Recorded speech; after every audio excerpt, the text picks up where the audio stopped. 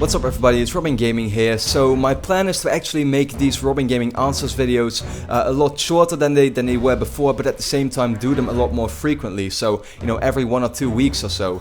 That said though, I have 4 questions that I want to answer for today, and you already know the deal that if you want to ask a question to me, which I can answer in a video, then just ask those of course in the comments and I'll see if I can answer them in a next episode. For now though, let's just get into it. I have 4 of them like I said, and the first one is from Bev Pekolsky, who asks, what type of game would you like to make in the future? Now of course most of you will know that I'm studying software development, software engineering, and at the same time of course games are also software, so if possible I would like to become a game developer for sure. And I've already kind of like experimented with creating Android games, for example, on the phone, and I might actually look into just making one big game for Android phones in the near future. But what type of game would I like to make? I don't know. I guess.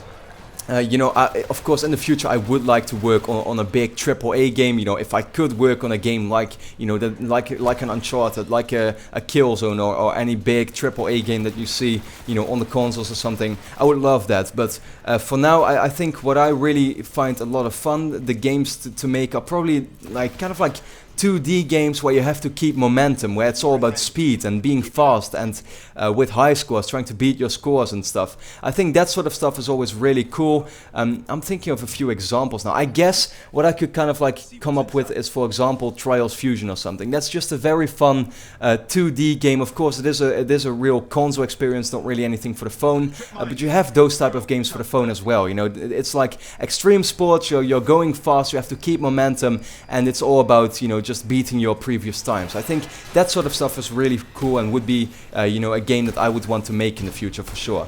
So the second question is from the Hyperion. Have you ever considered starting a second channel for posting just gameplay or being more active in streaming gameplay on Twitch?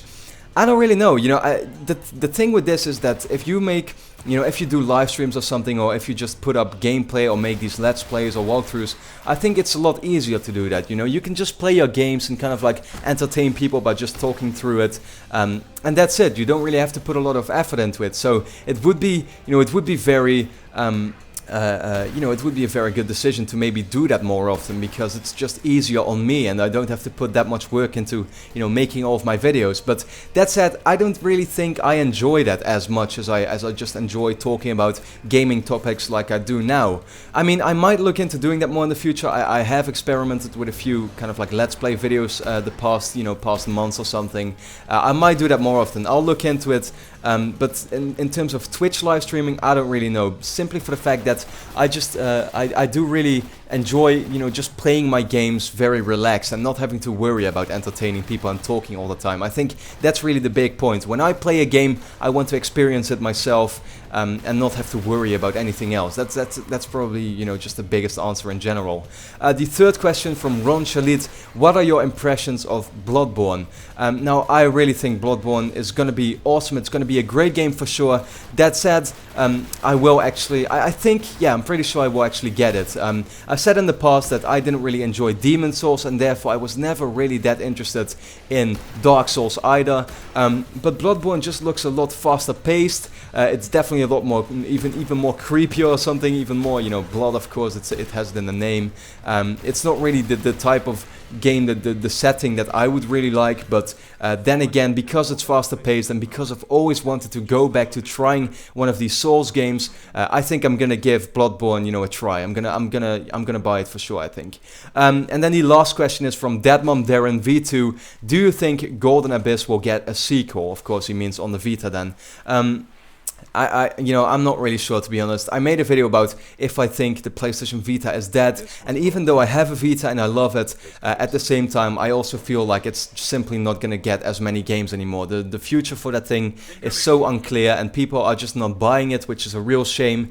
And therefore, we've gotten hints that Sony Band, who made Uncharted Golden Abyss, are working on a PS4 game, so I don't think, they're working on a sequel. And yeah, if anything, I just don't expect it, to be honest. I think we'll see Uncharted 4, then, the whole Uncharted franchise will pretty much be dead for quite a while, I think. Of course, we will get the movie. We actually got new news for that, like yesterday, I think. But Yeah, I mean, a Golden Abyss sequel, I really don't see it happening. And in terms of a sequel to actual, to the actual Uncharted 4 game, I'm not really sure. If we get that, it's not going to be from Naughty Dog, and it might be like, quite a time later than when Uncharted 4 will come out. So maybe like 5 years later or something. I don't see the franchise returning very soon after Uncharted 4, except for the movie, and on the Vita especially not, because I just think there's not really that much of a profit to be made there, and you saw that Uncharted Golden Abyss wasn't as much of a system seller for it as Sony expected. So yeah, that's just a shame, because I did definitely like Uncharted Golden Abyss. Never thought it was as good as the console games, but then again, just a fun experience. So those were pretty much the 4 questions I wanted to answer in this episode of RobinGaming Answers. So I hope you enjoyed it. Of course, like I said in the beginning, ask me a question in the comments if you want to see it answered in the next episode. And then for now, I'd like to thank you a lot for watching, and hope to see you again next time.